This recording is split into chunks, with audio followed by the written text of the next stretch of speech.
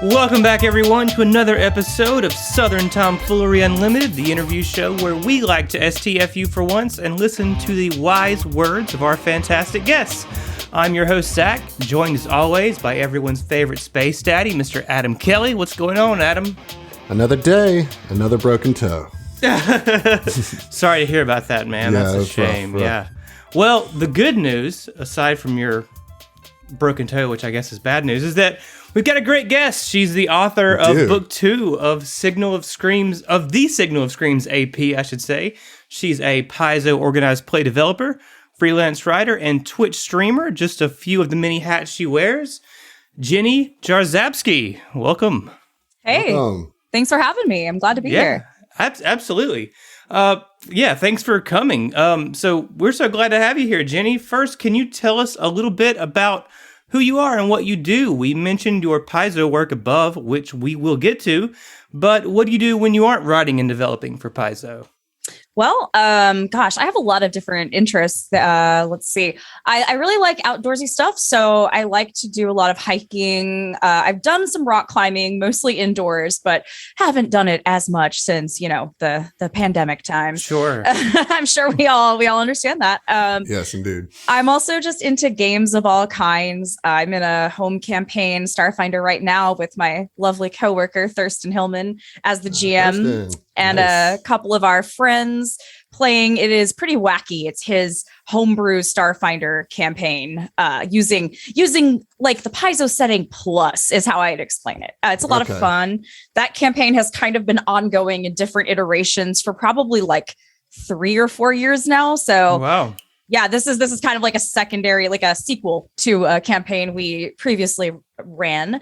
And so and video games, stuff like that. I also really like cosplay. So I'll occasionally dress up weird for conventions or like Renaissance fairs, things like that. Awesome. Yeah. So absolutely. Speaking of TTRPGs, so what was like your first entry into the hobby? What got me hooked? All right. That's a great question. So I always tell people in interviews or if people ask me that I have been kind of a role player since I was a kid. Like probably a lot of us were. Anyone who played, imagination games was really a role player. We just didn't have dice unless we were lucky and had parents who got us into the hobby early, which I did not. Yeah. I was like a baby GM at that time. I would come up with whole scenarios and like characters that I would play. Like I was always a villain to have my friends play the game, and I loved it. And it's just funny because I didn't actually try a formal TTRPG sort of game until I was a freshman in high school. I had a friend whose dad ran old school 2nd edition D&D, and they invited me. Of course, at the time, I had just read the Drizzt Do'Urden books, and I was a drow fan girl junkie, whatever you want to call it. And of course, the rest of the group is like, oh, grown, because like they know about what drow are actually like outside of that. And so they were nice. They agreed to let me play a neutral drow, but this is like old school. We rolled stats, things like that. And I was excited. Was it like right down the line? Like, yeah. Oh, man. Yeah. So I remember my stats were horrible. Like I don't know. It was bad. Like, I don't think I had anything over like a 10. So, oh no. Yeah, it was pretty bad. But I was still, interested. The problem was I came in on a day that they had just gotten out of a big dungeon crawl and they were going through all their treasure that they'd gotten. And that went on for like 20 minutes. And that was enough to just like take me out of it. I kind of spaced out and I played, but I never really went back. Then right after college, I worked part-time at a comic book store and game store. And one of my managers asked me if I wanted to play a game with her. And she's like, I run this game called Pathfinder. And that's really how I started, because at that point I got just addicted to it. Like I started going to org play in my area. Like, I started with playing, then I GM'd, then I started volunteering at local cons. And just kind of, the rest is history. Right. Yeah. Yes, it does. Yeah. As it tends to do. Yeah. Yeah. Yeah. Awesome. So You are also a self-proclaimed fan of science fiction, and indeed even a transhumanist, as your Twitter says. So, we're also big fans of sci-fi. What are some of your favorite science fiction works? It's a broad question, but of any medium, doesn't matter. Just throw out some of your go-to like sci-fi. So I mean, obviously everybody knows, like, I mean, a lot of people like Star Wars and Star Trek and all that. And I'm not a huge Trekkie, but I do like Star Wars since I was a kid, grew up with that. Mm-hmm. I am a fan of Dune a lot, like the books, and I'm so excited about it's the movie. Soon, about getting like an actual good movie. Hopefully, fingers crossed. Third time's a charm. Third time's right? a charm. We all hope so.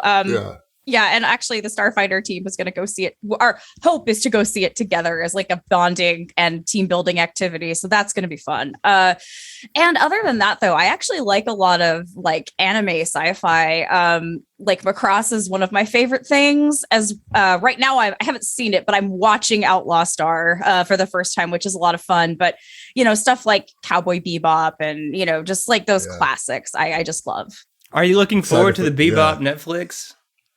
I don't know if I guess like I'll probably check it out because that's the live action. Yeah. Right. Yeah. It might be good. Sometimes it is. Sometimes it's not. So we'll see. I have my fingers crossed. I'm very hopeful. I'm very hopeful. I know it's controversial to say that, but I'm looking forward to it. I mean, it seems like thus far from what we've seen that they are trying very hard to maintain the aesthetic and vibe of the original show. But the thing is, anime and live action are very, very different mediums. And you can do a lot of things in anime that you can't really do in live action. And so I hope it's good. I too am optimistic that it'll be good, but I've been burned before. So, and of course, Ghost in the Shell is like one of my all-time favorites, especially for the transhumanism aspect of it as well. So. Well, yeah, absolutely. Speaking of transhumanist things, I've heard you're a big fan of the Drake and Near series. Oh my God! Yes, Automata is one of my favorite games of all time. And so, like, what draws you to this to Yoko Taro's sprawling epic?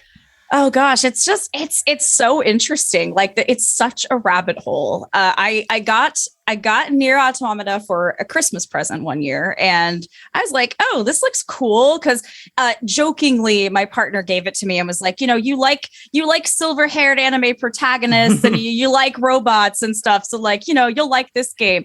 And I was like, all right. So I played this game. Like I like devoured it in probably under a week, just like obsessively playing it, and I feel like it broke me psychologically. Oh, absolutely. Yeah.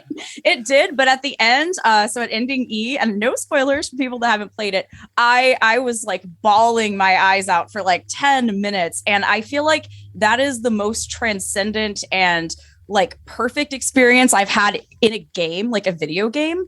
I'm drawn to the themes, of course, of like what it means to be human and, machine intelligence, things like that. Also, Drakengard is kind of the beginning of that. And there's some interesting, things that play there too. But it's just because I think there's iterations of these same character concepts, and the story truly does go throughout all of these games over like thousands of years. And when you see the whole picture, like when you play the games, and of course it's like, okay, you got to play the game, you've got to read the tie-in novel, you've got to watch the play. Want to watch the play. But honestly, I love that though. And it's like, once you get the full grasp, it's just like, oh God, it's amazing how much he did. He created this really weird, and it's a tragic world, but ultimately it is hopeful. To me, it's kind of it is a rejection of nihilism in a way. And I feel like those games are perfect for their medium. What Yoko Taro and his team did with video games, it made me want to be a better like game writer and creator. It made me think like, what could I do with tabletops or, with any game that I'm working on that approaches this? Because they truly use that medium to enhance the story. It's really cool. Yeah. Automata specifically, I think, is a story can only be told through its medium in a way. Like, I don't think that it would work as a movie or a novel. No. I think it has to be a game, right? But you mentioned ending E, and literally my next question was, at the end of Automata, did you make the choice? I did. I made the You choice. did? Were you crying as hard as I was when I was doing it? I was. I was sitting there like that little image of, I think the girl from Monsters Inc. like with a controller, like bawling her eyes out. That was me playing through that last part of ending E and making the choice. A Way to the World is just blazing, and you're like, "Damn you, Yoko Taro!" Yes, yeah. I hear that song and I tear up. And it's funny because like a Thirsty is another Jackaneer fan, and we kind of bond over that. And he and I will both jokingly tell each other that we privately judge people on the choice that they made. Like when we find out they played Automata all the way through. Yeah. One of my good friends, he got to the end of ending E, and he was like, No, I can't do it. I can't do it. And he had to go back, and he had to get all the endings. He had to do the whole thing. Oh, you God. coward. Yeah. You coward. So one more question about Nier before we move on, and that is, what is your favorite Okabe piece? Like, what is your favorite piece of music from Keiichi Okabe? That's so hard. Okay, I think there's too many that I really love. I am a very big fan of Wretched Weaponry, which is like, I don't know why, I just really like that. It's one of the Automata songs. I am also, because he also did the music for Drakengard 3, which is that game is amazing. Anyone who hasn't played it, play it. It's really funny, but it's also messed up, and it will change how you look at things. I think that the final song in Drakengard 3 is one of the most interesting experimental pieces of music I've ever heard. It's nice to listen to, but it's also kind of stressful to listen to, especially if you play the final fight of that game, because that is horrible. It is awful, but it is a really interesting piece of music, and it's not something that you hear, a lot of. Right. Yeah. I myself have not played Drakengard 3. I've watched Aurora Valkyrie's long timeline of, because I was like, I don't want to go back, and I want to go. But anyway, okay, so all right, so let's move on. Let's talk about, no, I can talk about the philosophy behind, the Nier games all day. I knew Zach was going to be excited about this section, this line of questioning. I haven't played any of them, so I'm just I've been trying for years to get hit, for what it's worth. I just, throwing that out there. Anyway, let's talk about your work with Paizo and everything, right? So organized play, right? Organized is plays kind of an aspect of Starfinder that we haven't really fully delved into as a group yet. So before we get into the particulars of your position as a developer for organized play, can you give us and our listeners really a rundown of what organized play is? Yeah, absolutely. So organized play, that's a lot of how I got really into Pathfinder, and then later Starfinder once it came out, is basically a community worldwide. There's, hundreds or possibly thousands of people who all play in this living campaign. You register on paizo.com, so you have your character or characters, and whatever you do at your local game day or with your friends, if you're, reporting using the website, that character can go anywhere else. So you could play a character, with your friends or at a game store with, strangers, hopefully new friends. And then you could take that same character to Gen Con and play. They'll continue their story. Or you go on a business trip to France, you could actually find a game store. If there were people that spoke English, obviously, but, and there are, but you could go to South America, France, Italy, Germany, and play with their community using that same character. And so I feel like that's the coolest part of it, that there is this huge community of people that, they're basically playing through the same campaign, and you can just move your character around. You don't have to worry about, oh, my group fell through. Cause as anybody who's been in a tabletop group knows, there's always that one night that somebody has to cancel. And instead of saying, well, I don't get to play till next week or in 2 weeks, you can be like, well, I'll go see if there's another session and go play with some other people. Right. So basically the rules are standardized in a way that allows you to take characters like no crazy homebrew builds or anything like that. Right. Okay. Gotcha. There's like certain aspects that are sanctioned, right? It kind of feels like the MMO version of the game in a way, like to make somewhat of a comparison, like that, because you can play the same scenarios over again and they all exist in the same living world, right? What happens in these scenarios kind of affects the greater story that's happening each year. Mm-hmm. That is correct. There's reporting at the end of each scenario, or not each scenario, but a lot of scenarios where there's a big choice, a choice that's made by the players and their characters rather. The GM will record that, and that gets reported. And then we, like org play devs and the org play manager people, have a way to pull that data. And so we will very often use that to influence what happens later on, like so in like a later adventure. If the majority of players make a choice, that it becomes the canon choice. Yes, that's cool. So cool. Yeah, I love that too. Yeah, and there is, we have some options that are not sanctioned. Like to me, that's the one bummer is that you can't just do anything. Like there's a lot open, but you can't literally play any species when you start out.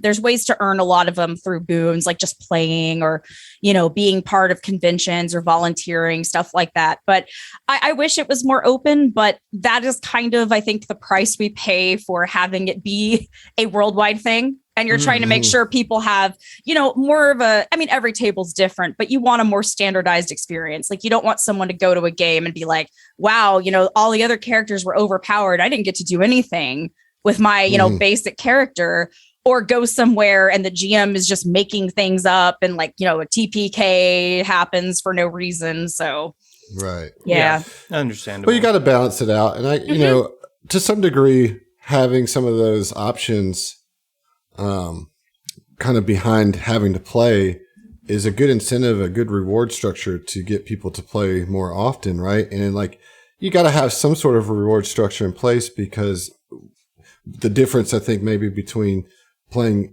the same group around a single campaign versus playing worldwide is that the reward structure is going to be different. When you're sitting around a table with the same people, you're all building the same, the loot, for instance, is all kind of shared amongst the table, whereas is here, like it's a much more meta sense of gaining rewards. It's like, oh, now I can play a Skidamander. I've been, played like through 6 scenarios or whatever it takes to get to being able to have that brand to play, which I think is kind of cool. It does facilitate or incentivize you to play more. Yeah, absolutely. And it's a big thing of like wanting to balance between, you want people to be able to, try out the cool options that they're, excited about, but you also want to reward, like you said, reward people for being part of the community, but also reward the people that are stepping up to be GMs, which, not everybody's cut out to be a GM. Not everyone has wants to do it, wants to try it. Or just volunteering to make sure that, conventions and game days happen. So it's like, here's a reward for those people that are going one step further beyond just showing up and playing. So. Yeah, absolutely. So what is your role as an organized play developer? So it's funny. I maybe should have said this earlier, but very, very recently, I actually transferred from org play to just Starfinder APs and modules. So as of a couple weeks ago, I am now developing modules, and I will be developing an AP that comes out in a couple of years. I mean, everything is so front loaded. It takes us a long time, like with publishing. So it's kind of sad to it's weird to think like it'll come out in early 2023, but I'll be working on it in early next year. But as an organized play developer, you are basically, you are in charge of outlining, you come up with a meta plot, like the season theme. You'll outline scenarios, you'll have relationships with freelancers and community members, and you'll basically be in charge of picking who's going to write the scenario for you. And you'll kind of project manage and guide them as they write. And then of course you do the development, which is, checking to make sure things aren't wildly off the rails and off of power levels as much as you like the power, that is expected to happen at that level as much as you can.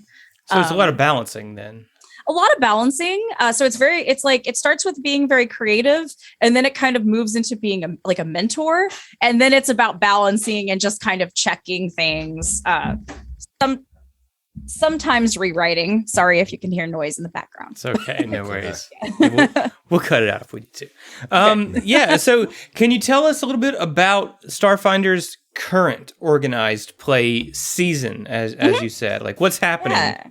So it's still my baby. It's the one that I launched and came up with. So it is Year of the Data Scourge, which is basically there's a digital attack where kind of a strain of different malware hits Absalom Station in the Pact Worlds, and it disrupts infospheres, messes with technology. If you're interested, you should start with it's season 4 of Starfinder Society, and number 401. I actually wrote it, which is just called Year of the Data Scourge, is an introduction. Your Starfinder agents who have come back from a mission, and you land on Absalom Station, and everything kind of goes downhill. Like everything the Data Scourge hits, it's chaos. You got to fight your way and like troubleshoot your way back to the base, which is the Lore Spire complex. And then like hostile robots attack. And basically the whole season is figuring out who's behind this and why, and then trying to stop them from continuing to attack the Pact Worlds, as well as troubleshooting. So, there's been drift beacons that were, kind of scrambled because maybe this person or organization or whatever it is has been trying to, mask their activities. And so Starfinders have gone out to try to repair a drift beacon. There is, and this is not related to the drift crisis, though in some ways this might be kind of a prequel, like a prologue to, if you'd like it to be. But and there's been some interesting things coming up. I don't want to say too much about, but there's some weird stuff. It's like there's a lot of tech support, but it's also like combat tech support. Right. And so it's all the hackers and engineers are like loving the season, but there's something for everybody who plays it. I mean, it sounds pretty interesting to me. And I, having it be a precursor to the drift crisis, which is, I'm really excited about because it changes the world for that, in a way that like outside of organized play doesn't happen very often, right? Like the organized play kind of has its own continuity, and the core setting of Starfinder up until now has not been changed. It just is what it is, so I'm really excited for that next launch. And so, you've moved now from organized play to adventure paths, which is great because our next section of questions is about adventure paths. Well, that works out. You've written quite a few books. I have. Actually, Strange Aeons. So you wrote the first book for that, right? In Search of Sanity. I didn't write the book, but I did write some of the back matter. So like the new weird creatures that appeared. I did some of those. And then you had some parts in Legacy of the Lost God. That was your book, right? Mm-hmm. Yep. I wrote one of the books of that one. And then, of course, Penumbra Protocol. Mm-hmm. And then you wrote Waking the World Seed, which is the first book of Devastation Arc. I haven't read all of these. Like, I haven't read the Strange Aeons one or the Extinction Curse one. But the ones that I have read, seems like you favor some of the darker themes, and I was just wondering if this is coincidence. She's a Yoko Taro fan, man. Exactly. Right. Or like, did you seek out these particular tones, or were you like seeked out to be the one to handle these? Maybe a little of both, because when devs would ask me like, what are you into? At that point, I was a fairly prolific freelancer, and if you get to that point, devs will start to be like, hey, we like your work and we've worked with you a lot. So like, what kind of stuff do you want to do? We want to give you, and even like newer freelancers, we want to set people up to succeed. I know that from being a dev now. So they would ask me and I would say, you know, I have extremes. I like really silly, weird stuff. And I like horror in like very dark, tragic themes, which again, Yoko Taro fan explains a lot, but let's see. Jason Keeley approached me and was like, hey, I think you'd be good. Because I'd written some horror themed like Pathfinder Society and other kind of scenarios like that. He's like, hey, I think you might want to do this. Are you interested in, you know, the horror like shadowy campaign that we're going to do? And I was like, hell yeah, sign me up. So then he and I kind of like talked back and forth and planned. So yeah, I feel like that is definitely something that's become one of my specialties as a writer. Little signature thing there. Out of all the adventure books that you've written, do you have a favorite? I think that my favorite one is actually one that will come out next year. It's been announced. I can talk about it. The Drift Crashers AP, which will be like beginning of Drift Crisis, kind of exploring what happens after that initial event that kind of messes everything up and starts this cycle of changes. Drift Crashers is going to be developed by Jake Tondro, another awesome coworker of mine. Love him. Love us some Jason Tondro, man. Legend. Yeah, he is. He is amazing. Like not just in interviews, like he is a great person to be friends with and to work with. Absolutely. That's awesome. So he's the developer and he and I had kind of talked about it a little, but I am writing I have written the second volume of that, which is basically all I can really say about it is that you get to meet the goddess Desna and have brunch with her. Yes. Holy crap. Wild. Yes. And I feel like that it's weird because there is some very dark, kind of messed up stuff, especially in the beginning of that volume. But I feel like it's also me getting to explore kind of the lighter side.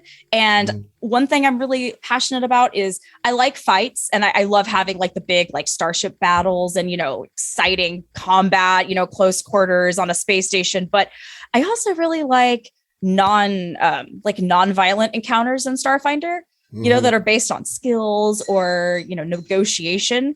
And so I have quite a few encounters in one of those sections of that AP that are not solved by combat. And I'm really proud of them. I'm proud of what I did and the basis that Jake rather gave me. There's too many Jasons at Paizo. Let's just say that. There's too many. So I'm really proud of that one. So it's not out yet, but hopefully y'all get to experience it like sometime next year. Yeah. Awesome. I'm very excited about it. We do want to dig in specifically to Signal Screams and the Penumbra Protocol because we just finished it and it was a doozy. That's an understatement. Yeah, it was probably one of the most I don't want to say difficult like in like game difficulty wise, but like we're very dedicated to the role play, and so you know, book 2 was hard. Kind of it was hard for us. A culmination of a lot of the corruption that was going on in the party, and it put us through the ringer in a lot of those kind of emotional ways. What were some of your inspirations for this book? Because there's a lot going on in it, you know? Absolutely. So obviously, you know, things like Hellraiser and like even Candyman, like a lot of those like classic kind of newer classic horror movies were big inspirations. But also I tried to pull a lot of inspiration from reality. So, you know, in talking with Keeley and working on this, I like horror and I like the more like violent and like creepy horror, but I also really like that subtle horror that is just around us, like the existential horror in our everyday lives.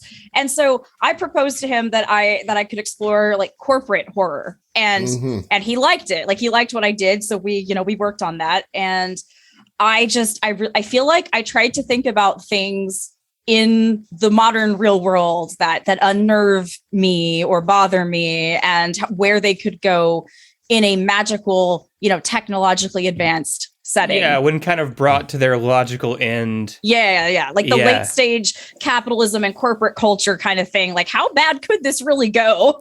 Pretty bad. Yeah. Oh, yes. Turns out it's pretty bad. Yeah, I mean, between the corporate evils, you got the cyberpunk vibes, and what I thought was a very oppressive final dungeon. There was a lot in the book. So, like, what was your favorite part to write, and which was the hardest? Oh, goodness. Okay. So hardest, as in like most I guess it could be most difficult to actually do, or most emotionally difficult. Yeah, or just challenging to conceptualize and put. I mean, however you want to interpret that question. I feel that I have improved, but at this phase of my adventure writing career, sometimes I would struggle with dungeons, because to me, I want it to feel, and most people like want it to feel natural. Like, I've actually talked a lot with another coworker, John Compton and Ron Lundeen, who are also great developers that I look up to. I've talked with them about like dungeon ecology and how it's important to have, this creature doesn't just sit in this room and wait for someone to come and fight it. Like that doesn't make any sense. So, like, how do you make these creatures have like, natural patterns of movement, and like, how do they interact with each other? So I feel like that final dungeon, I really enjoyed writing it because I just was able to be really creepy and come up with all kinds of like really scary stuff. But it probably was one of the harder parts to write, because just trying to make all of that work and not having too much. Like, I remember, I think one of my milestones, Keely was like, you have too many combats. You're going to have to get rid of something. And I was like, oh no, like, what do I get rid of? Yeah.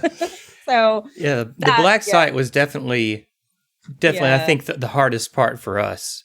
It was a very oppressive dungeon. I think maybe just having the thin hallway, like it was like maybe 5 foot wide hallways, and it's just hallway after hallway, and it's just like it's so claustrophobic is how I would describe it, and definitely lent itself to the oppressiveness of the location for sure. The walls of corporate America just crushing. Yeah. And I think my favorite part was writing coming up with the NPCs and writing their dialogue and kind of how they might interact with the party. That second part where most of the NPCs of that book were. That was like when you were going to Scuttle's shop and you were going to meet No Name and Ghost in the Lizardland. We had a blast. Yeah, that we had a lot of fun with part two. I'm glad. I mean, like, not that we didn't have fun with the dungeon, but it was hard. Like this, we were like cutting up the whole time. It was just because like there was such a wide range of characters in different scenes. Like all those encounters had their own particular vibe, and we're all big fans of the cyberpunk setting, which was really featured because we were on Verses and stuff like that. Yes. And, it was cool. Yeah. Yeah. Yeah. Oh, go on. No, do you have something to add? Go for it. I was just going to say that, from a standpoint of like writing, whether it's literary or games or film, like anything, really, when someone is having an experience, it's really important to have like tension release at the right time so that you can rebuild tension, because otherwise, and horror thrives on this, because otherwise you're just on, tense on the edge of your seat the whole time, and you just get numb to it. And so I was hoping that a lot of that second part could serve as a release valve, because the first part, you explore you get into the corporate horror and you start learning like what's really going on with like Keon Rise and his company. And, that first dream sequence. That first dream sequence. Is nasty. I know. That was the first thing I wrote that needed a content warning. And it was primarily because of that. I just feel like that second part was like, okay, let's relax. Like, let's have some fun, change up the mood. And then we can build that tension up again in the third part of the adventure. So that was my intent. And I'm glad that at least your group seemed to, you got that and enjoyed it. Yeah, that worked very well. But speaking of Keon, so in our run, Adam connected Keon to one of our PC's backgrounds, which made him a pretty large part of the game. So I was curious what your thoughts are on Keon and then his role in the campaign. It was one of those where I was given a name, and it was like, this is like the primary villain of this, this part of the AP and this is how he is connected to the campaign.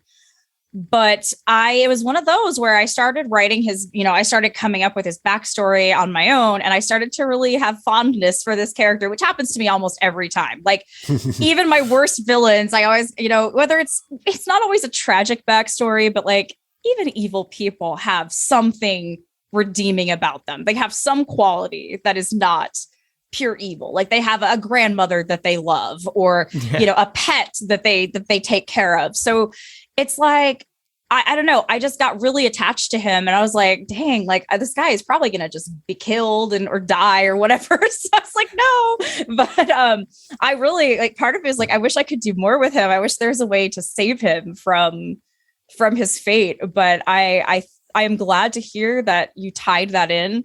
One of my favorite things as a player is when the GM ties my character's backstory into the game. It's funny because one of our characters, he's a mechanic from Verces, and he specifically wanted to be like a starship mechanic or whatever. And so we introduced the name Keon Reese back when we were playing against the Aeon Throne because it was like flashbacks to Josh's character, and I got to like set that up.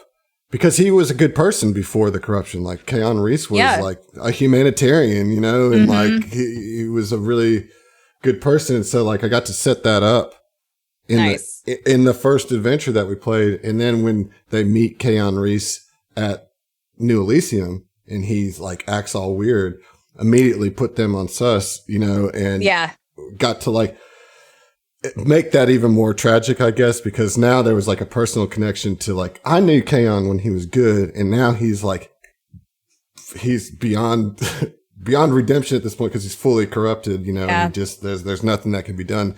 So I loved Keon Reese. He's one of my favorite like NPC villains that I've gotten to run as a GM, and it was really, really fun, like diving into him and using all of what you had set there as a source of inspiration to like really like sell how good he was and how horrible it is now, that and like using him as a reflection to the characters, right? Because they're all consider themselves good people, but they're all corrupted. And so to see this person that was probably better than any of the PCs, like, as far as they're like, could be a good person, You're like, no, why was it him? Right. Yeah. But speaking of corruption mechanics, do you like corruption mechanics, Jenny? Do you see them getting used again in future adventures or scenarios? How do you feel about them? Well, I love a good corruption arc, definitely for like a character. Absolutely. It's another thing, Automata fans will get. The corruption system to me just kind of gives you a mechanical way to apply it. I like it. I thought it was really cool. Keeley came up with that one, and I think he did a lot of the work. I think he pretty much primarily was the one who came up with that and worked on it himself. But I mean, it would have to probably be another like a horror game or another type of game. Like if it was like kind of the dark cyberpunk where you're doing jobs for all these different, evil people or, unscrupulous things are happening. I could see that being used again, but mainstream scenarios or like APs, probably not, but anything with a horror aspect. Yeah, I would absolutely put something like that into a game if I was running it or writing it, because I just think it's a way to show, because like with a video game or book, you just tell the audience or like the audience gets to see it, but you're really an active participant in a tabletop game. So it's a way to give consequences and, actual problems that arise from choices you make or from things that happen to you.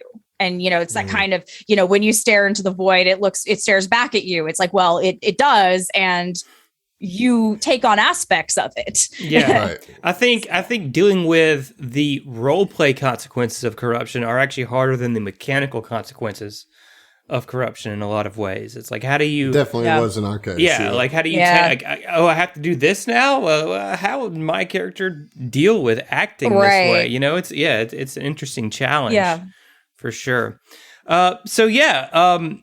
Devastation arc, right? We are doing the Aeon Throne Signal of Screams Devastation arc. Oh, nice. Okay. We're going to do the whole thing, right? So we can't get into too much detail about the book because we're not there yet. And I mean, even though Adam's read it, I'm going to be a player. I don't want to spoil me too much on it.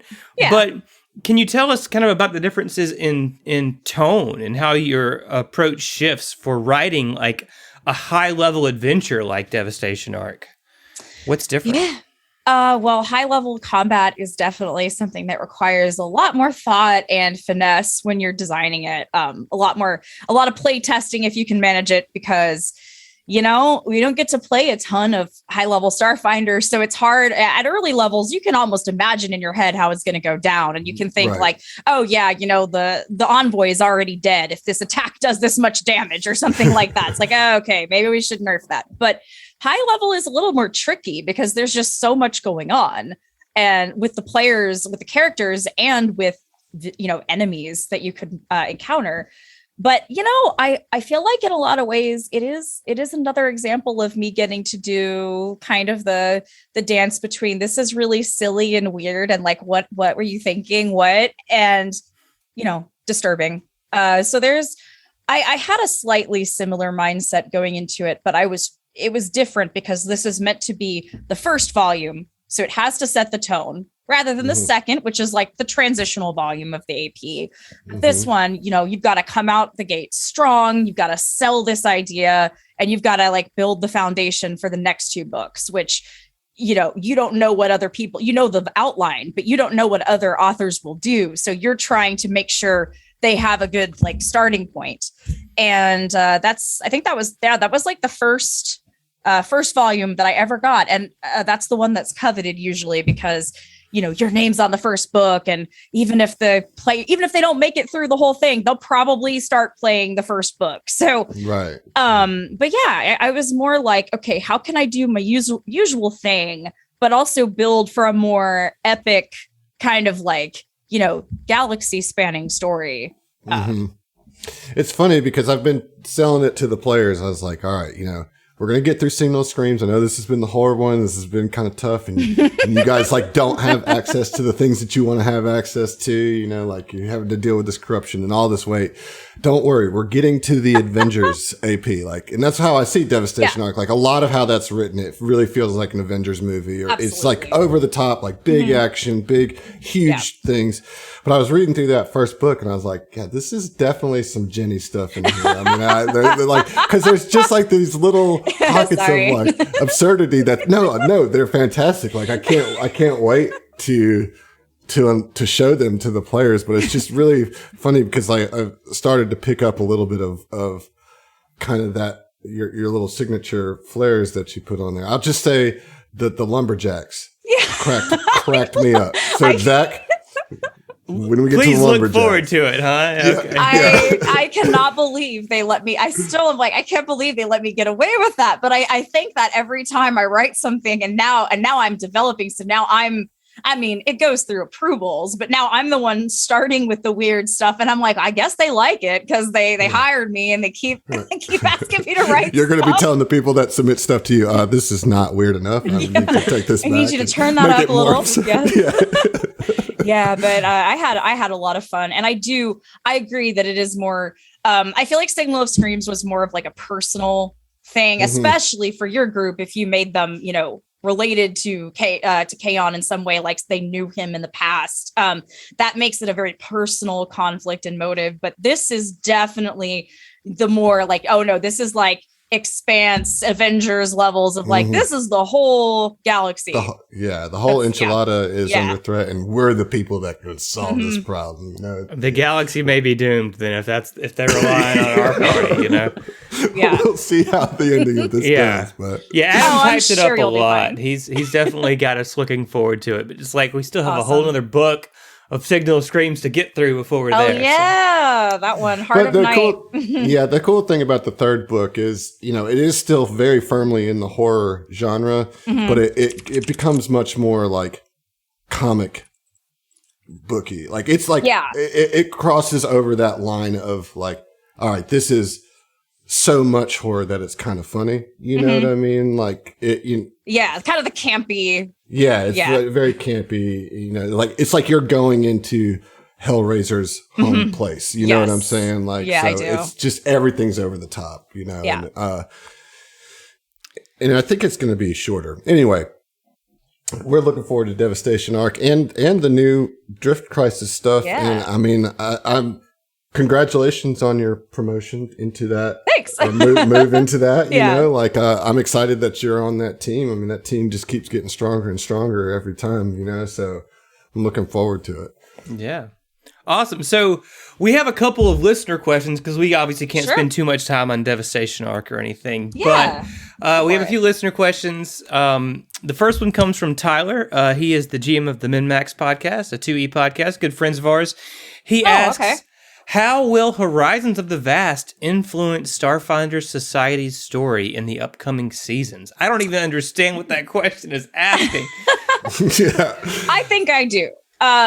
So I know that we collaborated among the teams, and we may have seeded some Starfinder Society, like a lodge and a venture captain out there in that part of the Vast. So it is quite possible that future Starfinder adventures will visit that, and you will be able to possibly, I can't speak for, the person inheriting the Starfinder Society, captainship. But I'm pretty sure this person, and they have not been announced yet, so I'm not going to steal their thunder and like give a name, but I am pretty sure that they're interested in visiting different places, that we have in APs. And I know that like we've been trying to have more cross-pollination. So you might get a chance to explore that Waydana system in Starfinder Society at a point in the future. That's cool. I like the idea of the people who are playing organized play and are in the Starfinder Society in fiction, going to these different places that have been affected by the APs and seeing like the aftermath of it or whatever. And I think that's really cool. The more cross universe stuff, the better in my opinion. Yeah. I think it's just awesome that the world feels like a living and ever evolving place. Yeah, me too. I love that. And the Drift Crisis is really going to amp that up. I think I'm excited about we've got some crossovers planned between the two lines. So I'm trying to avoid everything on the drift. I don't want to know anything. Like I just, but I want to know so bad. But then it's like a balancing act. Obviously, yeah. I want to spoil stuff, but I know I can't spoil stuff. So I'm in a very similar boat. Right. Absolutely.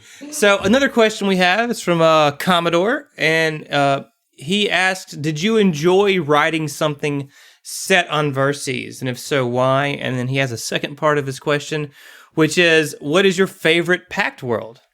Ooh, that's a good question. I love Verces. I think it is probably my favorite Pact world, actually.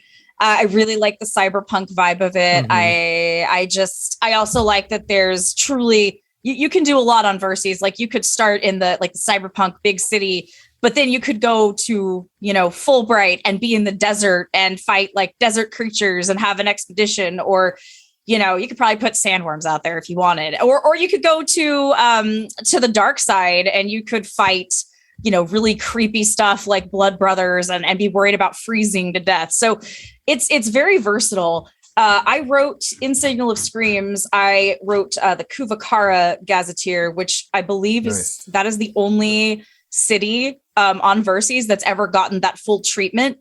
And I really let my imagination run wild with it. And there is a little bit of me that's just like, Verces is a little bit mine. Like I didn't come up with the planet, but I wrote this city. So like, it's kind of half my baby. I think Sutter is fleshed out in that book. Like there is so much goodness in that book. Like, and they did a driving tour of the city. They just got in their SUV that they rented and drove through all the facets. And, the thing about Kuvakar for us when we were playing it is we loved it so much that we just wanted to spend more time there. That it was like we didn't have enough. Like you kind of feel like you're on a hard timer when you're there. Like you've got to get these drift beacons, or not the the transmitters for the signal or whatever, you've got to get those deactivated. And like I don't know, maybe you didn't write it that way, and maybe Adam just pressured us to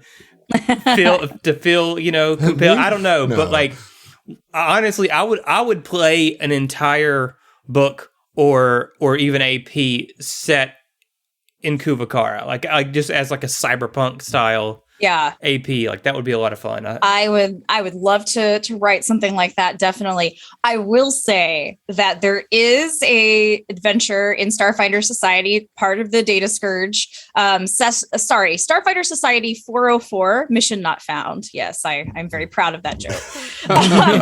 And you go back to Verces and you go to Kuvakara specifically. Again, that was a bit of me being shameless and being like, we're gonna go back to my place that I like. Hey, I also I have all these notes. Well, let it go to waste. Right. Exactly. And it's like our setting is so big, and that's really awesome. But sometimes it feels like we don't get to really dig down. So I was like, all right, we're gonna go back to Kuvakara. You actually get to encounter No Name again, and you go to some, like cyber cafes. So you might actually consider grabbing it if you wanted to do a one shot and I might do that just for fun. Yeah, just if you like it. But yeah, I wish there was a whole campaign set in some of these places. Like Kuvakara is one, Absalom Station is another that just has so much meat on the bones. Yeah, Akaton, I feel the same way about. Yeah, absolutely.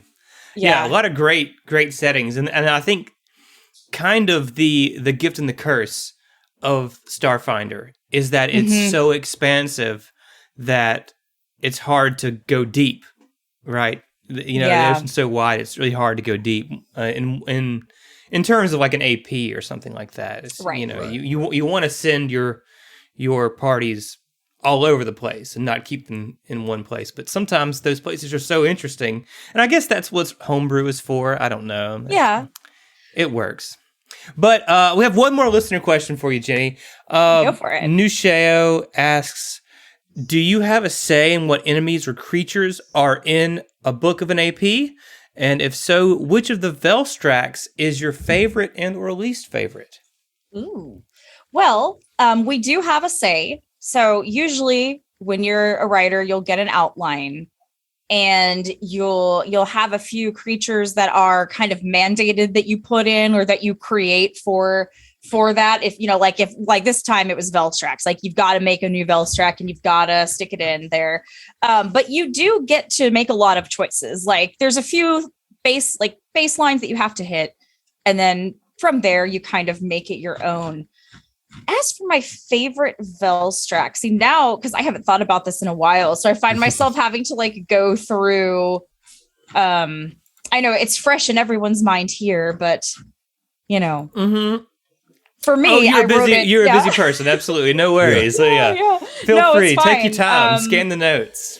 Yeah, I mean, I did like. I will say the one I made, like the Sexton Velstrax. The four-armed one, right? Yes, yeah. I had fun with that one because it was just like, what if we have like a zealot? Like I wanted to do like the zealot, like the champion Velstrax. And there's just a lot of cool ones. I mean, I was so fascinated with the Velstrax lore that's also in the back of that book. I don't have that up. Do you remember who wrote that? I want to say it wasn't me. I'm trying to. Gosh, who wrote that? Here, I'm going to go to the intro and see if I can find it. It might have been Andrew. Let's see. It was so. There's so much good, like juicy details in the back there on the write up on the Velstrax that, I mean, we've deviated. Like we have a whole B story that takes place in a Velstrax temple. Oh wow! Okay, like going through the 9 truths and everything, just because it's like there's so much there, to like, and it just layers very nicely over book 2 and kind of going into book 3. And I thought the Sexton was a lot of fun to play. He definitely made a few of our players puke. I bet be unable to operate there. There's all I can do is stand here and throw up. Yeah, so we've all been there on a Saturday night with bad choices. Right. No, Isabel Lee is the one who wrote all the Velstrax lore, and I mean she did a fantastic job.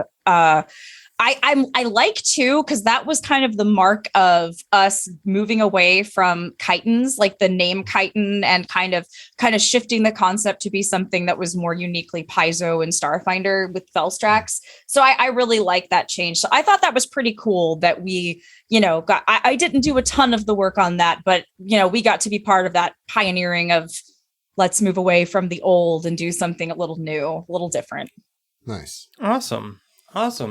Well, Jenny, do you have anything coming up that you want to plug or that you're excited about? I know you've kind of mentioned this stuff, but now would be a great time for you to, plug your socials, how people can find you, what you're working on right now, that sort of thing. Oh, sure. So you can find me on Twitter at Jarzabski, just JenJski. So just like, shortened my name. I also do stream on Twitch. I'm currently in a hiatus, but I will be back probably like mid-October. So that is Jezebel77 on Twitch. And the big things that I have coming out are, for one, I have the Drift Crashers volume. I want to say that's I want to say that's like late 2022 when that's coming out, mid to late, something like that. And then I actually have a volume of another Pathfinder AP, which is something I don't do a whole lot. The Bloodlords AP that they've announced, like kind of the undead intrigue. I am writing one of those volumes, and I had a lot of fun because, again, over the top horror and weird stuff. Well, so surprising that they tapped you right? to write an undead book. I was like, are they ever gonna? I was like, I wonder. I don't play as much Pathfinder, but I wonder if they're ever gonna call me again for that. And then, sure enough, the undead. I'm like, oh, all right, I guess we're doing this. You know who would be good for this? yes, and that should be a really interesting campaign too. I also am working on a homebrew. Well, the setting is normal Starfinder, but the story is something that is original that I'm writing that I hope to start streaming on Twitch on my channel in January of next year. So like doing an actual play. Yeah. On Twitch, cool. Nice. Yeah. So I've got my cast, and we're just kind of working on like figuring out some logistics, and I'm doing like prep and, building that story right now. I want it to be very responsive to the characters, but there is some level of, I know that we're going from point A to probably point B that I'm doing now. So hopefully that'll we're going to B-ish. In the general area of B. Yeah. Can you tell us who your cast is yet? Or are you holding on? I'm going to hold on to it for now. All right. Yeah, it might be some names people recognize. There's probably going to be some folks who I've drawn in from other things that are just friends of mine I like to game with. So I'm excited. Nice. That'll be fun. And to check that out. Yeah, sure. And that's about all I got right now.